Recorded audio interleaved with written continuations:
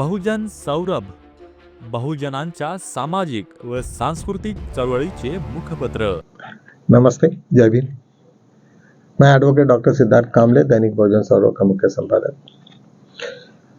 हमें बड़ी उम्मीद थी कि शायद आज मोदी जी बड़े उदार मन से छोड़ेंगे मैं अपना पद और वो कहेगा कि वो नए लोगों को भी आने देना चाहिए। लेकिन ये लालच इतनी ऐसी चीज है कि वो किसी को नहीं छोड़ते। उनको मालूम था कि यदि वो छोड़ दे तो वो जेल में ही जाना है। और दूसरा, मोहन भागवत जी भी तो बहुत ही, उससे भी वो बाप है उसके, उन्होंने भी उनको बोला नहीं नहीं मेरे को तो ये लागू नहीं होगा। मतलब कहने का मतलब क्या है कि ये अपनी हुकुमशाही और अपने बाप की जायदाद बना के ये सब रखे हैं। उनको लगता है कि बस ये प्रॉपर्टी हमारी है, ये देश हमारा है, हम चीज चाहे वैसे करेंगे, कुछ भी करेंगे। तो उससे ये सब चीजों को ये होता है। जिस तरीका से पूरे लोगों की वो इवेंट मैनेजमेंट के जैसे पूरा लग रहा था। कई वीडियोस ऐसे आए कि उनमें कॉमन टेक्स्ट किसी ने बनाया है और एक दूसरे को पोस्ट पेस्ट किया है। सब बड़े बड़े मुस्लिम लीडर्स को उन्होंने बुला के, फिल्म स्टार के लोगों को बुला के उनके अलग अलग वीडियोस लेना, फिर वो बताना। मतलब ये छवि को ये ऐसे करने का कि भाई मुस्लिम लोग उनसे बहुत प्रभावित है या बहुत अच्छा काम कर रहे हैं। इस टाइप के ये सब जो फंडरगिरी जो है वो कुछ बराबर नहीं है। बहुत सारे वीडियोस आ गए। मध्य प्रदेश का, इंदौर का एक तो ऐसा वीडियो आ गया है कि उनको रिहर्सल चल रही थी लोगों की कि भाई मोदी जी आए तो कैसे बोलने का, मोदी मोदी। मतलब सब मिलके वो सब रिहर्सल कर रहे हैं, ऐसी रिहर्सल कर रहे हैं कि जैसे कोई बहुत बड़ा एक इवेंट होने वाला है। ये सब सिचुएशंस को देखते हुए, और आज जो भी अखबार खोलोगे तो मोदी जी का ही पूरा का पूरे, कुछ अखबार तो ऐसे हैं कि वहाँ कोई न्यूज़ के लिए जगह ही नहीं। ऐसी छोटी छोटी न्यूज़ दी है और पूरा का पूरा किसका पैसा है? ये सब टैक्स पेयर का पैसा है, हम लोगों का पैसा है। हम जिस तरीका से टैक्स देते हैं और वो गवर्नमेंट इस तरीका से उसको उड़ाती है। बड़ा दुर्भाग्यजनक ये सिचुएशंस है। और एक दूसरी एक मजे की बात ऐसे है कि आज राहुल गांधी भी अपने बहुत बड़ा एक बम फोड़ने वाले थे, लेकिन उन्होंने वो उसको थोड़ा पोस्टपोन किया है। शायद हो सकता है कि बीजेपी को ये डर लग रहा होगा कि ये मोदी अपना राहुल गांधी का जो बम है उसके आवाज, ये इसके आवाज में दब जाना चाहिए। तो शायद हो सकता है कि आईटी सेल, कांग्रेस का आईटी सेल भी बहुत होशियार है। उनको मालूम है कि शायद ये पूरा इतना जितना इवेंट उन लोगों ने किया है, शायद हो सकता है कि उनकी बात की पूरी दब जाएगी और लोगों को पीछे ये भी नहीं रहेगा। तो ये सब सिचुएशंस को देखते हुए थोड़ा पोस्टपोन किया है। लेकिन बात तो यही हो रही है कि मोदी जी की सीट जरा अभी मुसीबत में आने वाली है। शायद हो सकता है कि उनको गद्दी छोड़ने का भी ये हो सकता है, वाराणसी का, और वहाँ का पूरा इन लोगों की कांग्रेस की तैयारी पूरी हो रही है। मित्रों, जब भी कभी कोई भी सत्ता सेंट्रलाइज हो जाती है, एक आदमी के बीच में हो जाती है, तो बाकी के लोगों को लगता है कि यार हमें क्यों यहाँ हमारी करनी है, वो उसके एनिमी बन जाते हैं। ये स्वाभाविक है। घर में कोई एक आधे आदमी का, 5 आदमी का परिवार है, जो ऊपर का आदमी कहे कि नहीं मेरी सत्ता चलेगी, तो उसको जो भी लोग चिपके हैं उतने ही रहते, लेकिन बाकी लोग उनको अलाउ नहीं करते। ये नेचर का नियम है, ये किसी को बताने की बात नहीं है। तो मुझे ऐसा लगता है कि सब लोगों को लग रहता है कि भाई मोदी जी चले जाए तो शायद ये रहेंगे, तो ये रहेंगे तो वो ऐसा होगा, वैसा होगा, मिनिस्ट्री बदलेगी, ये होगा। ऐसा कुछ नहीं हुआ और सब लोग ऐसे ही रहे। और मोदी जी मध्य प्रदेश में घूम रहे हैं, सब लोग इवेंट्स कर रहे हैं, और ये सब सिचुएशंस आज जो भी मैनेज हुआ है। और एक बहुत बड़ी बात है कि अंबानी के लड़के का जो वहाँ पे जो जूहू बना के रखा था उन्होंने, उसके ऊपर में हाई कोर्ट ने तुरंत उनको राहत दिया और उन्होंने कहा कि भाई इनको अभी कोई ये नहीं है, दिस ऑल लीगलाइज करके उनको फ्री कर दिया। कैसे बात है? जिनका पूरा का पूरा, जब अभी इसका इलेक्शंस था, राष्ट्रपति उपराष्ट्रपति का जब इलेक्शन था, पूरे के पूरे लोग ऐसा लग रहा था कि अंबानी जी ये शायद गिराएंगे क्योंकि उनके एमपी उनके पास में ज़्यादा है। लेकिन ऐसा नहीं हुआ। वो ऐसे ही हुआ कि उन्होंने गिराया नहीं और वो सबका सब ये उन्होंने किया, तो गवर्नमेंट ने भी उसको एक बहुत बड़ा इनाम के तौर पे उनके वो लड़के को वहाँ से बाहर आ गया। इसका मतलब हाई कोर्ट का एक बार वो ये हो जाए, उनको तो इसका मतलब कि वो सब के सब चीज़ें रेगुलराइज होने के लिए अभी वो उनको बाध्य हो जाएगा और स्टेट को भी हो जाएगा।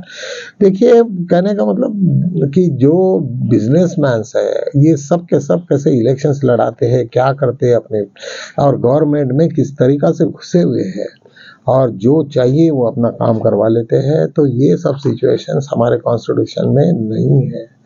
हमारी कॉन्स्टिट्यूशन एक सोशल वेलफेयर स्टेट है, हमारा एक वेलफेयर स्टेट है। लोगों को, हर आदमी को उसकी बराबरी का हिस्सा मिले, हर आदमी अपने इसमें ऊपर आए। यहाँ तो कुछ नहीं है, वो 1% लोग हैं जो उसका एंजॉय कर रहे हैं, पूरे देश को लूटे जा रहे हैं। और ये बात तो उन्होंने अभी मोदी जी को और उनके गवर्नमेंट को भी समझ में आ गई कि जिस तरीका से नेपाल में जो हुआ, तो करके नेपाल में होने की वजह से अभी उनको लगता है कि शायद ये इंडिया में हो जाए तो हम लोगों की हालत बड़ी बुरी होगी।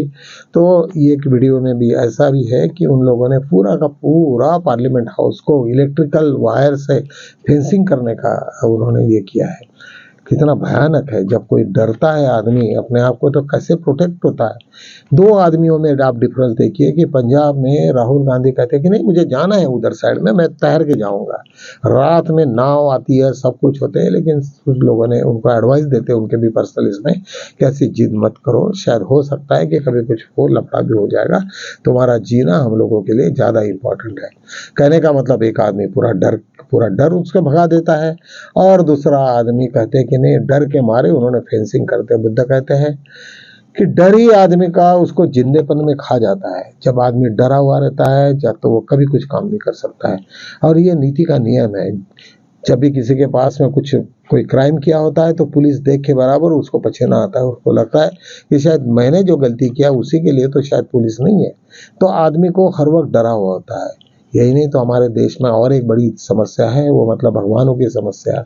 हर आदमी को लगता है कि मैं कुछ ये करूँ तो मेरे को भगवान ऐसा करेगा। मेरा पाँव लग गया कोई मूर्ति को तो बोले नहीं नहीं, भगवान के 10 बार उसको हम लोग नमस्ते करते, ये करते, अपने आप को कन्फेस करते। किसी की कोई गलती हो जाए तो उसको कहते कि नहीं नहीं, मैं ये हो जाए तो मैं तुम्हें इतना दूंगा, इतना चढ़ावा दूंगा। ये सब डर की निशान है। जब आदमी डरता है तब ये सब बातें करते हैं कि नहीं नहीं, मैं तुझे ये दे दूंगा, मैं रिश्वत दूंगा, ये करूंगा। वो नॉर्मल वे से हट जाता है। तो मित्रों, ये क्या है, ये डर ये आदमी के जिंदगी में सबसे बड़ा कोई तूफान लाने वाला होता है। वो डर आदमी का, उसका जब आत्मविश्वास ही खत्म हो जाता है। जिस आदमियों का आत्मविश्वास खत्म हो जाए तो वो डर के सहारे जीते रहते हैं। और डर के सहारे जो भी आदमी जीता है वो जिंदेपन में ही वो लाश जैसा है करके। जिन लोगों भी आज बहुत अच्छी बात है, हमारे साथ में पूरे लोग आज ये समझ रहे हैं कि बीजेपी आरएसएस का सही मुख क्या है, किस तरीका से वो जीते हैं, कैसे लोगों को उन्होंने अब अपने भगवानों के भवंडर में खींचा डाला और सब लोग उसमें पूरे नशा आई जैसे हो गया है। तो निश्चित रूप से हम लोग बड़े खुशनसीब हैं और कि हमें डॉक्टर बाबा साहब आम्बेडकर ने एक अच्छा धम्म का ये दिया है, तथागत भगवान बुद्ध का दर्शन करवाया और उन्होंने कहा कि नहीं भाई, तुम्हें जिंदा रहना है और अच्छा जीना है तो इन्हीं चीज़ों को तुम्हें साथ में लेके जियो, तो ही तुम्हें जीने का असली मजा आएगा। नहीं तो आज ठीक है, मोदी हो या शाह हो, उनको तो रोज डर रहता कि शायद सत्ता गिर जाए, कभी यही हो जाए तो हम लोग क्या करेंगे, हमको तो जेल में जाना है। तो ये सब डर के मारे ऐसा होता है। वो एक के ऊपर एक क्राइम करते चलते हैं और इतने क्राइम बढ़ गए अभी कि जिसका कोई अंदाजा नहीं है। सो मित्रों, बहुत सारे आज के इसमें यही हुआ। कुछ कांग्रेस ने तो आज यहाँ तक बोला कि आज का दिन मोदी के लिए हम लोग राष्ट्रीय रोजगार दिन मना रहे हैं। कितनी बड़ा तमाचा है कि कोई एक पार्टी कह रहा है कि आज का दिन तो राष्ट्रीय बेरोजगार दिन है, क्योंकि जिस तरीका से मोदी जी ने सबको भरोसा दिया था कि हम लोग आपको इतना रोजगार देंगे, कहाँ गया है सब सब, ये सब बकवास हो गया है। और एक खबर थी कि जहां विष्णु भक्त सुप्रीम कोर्ट के सामने में एक मसला आया था। उन्होंने कहा कि खजुराहो में एक कोई मूर्ति है जिसको मैं उसको ऐसे इम्प्रूव कर सकता हूँ। 1700 के 1500 के सदी में हुई थी। खजुराहो की बहुत पुरानी और प्राचीन काल में वो बनी हुई है। उसको आर्कियोलॉजिकल इसमें पूरी की पूरी बंदिस्त है। वो कह रहा था कि नहीं नहीं मुझे उसको सुधारना है, मैं उसको ये करूँगा वो करूँगा। सुप्रीम कोर्ट ने बहुत तमाशा लगाया उसको खुला के उसकी पिटीशन को भगा दिया और उसने कहा कि जो भी बोलना है तुम जाके भगवान से बोलो, जब भगवान ही तुम्हें मदद करेगा, या न्यायपालिका वगैरह वगैरह, हम तुम्हें कोई मदद करने वाले नहीं है। तुम्हें जो भी होगा वही जा भगवान से प्रार्थना करो। ऐसे बोलने वाले आज भूषण गवई कम से कम ये तो हुआ, नहीं तो लोग तो फिर जजेस भी तो आज किस हालत में है जी रहे।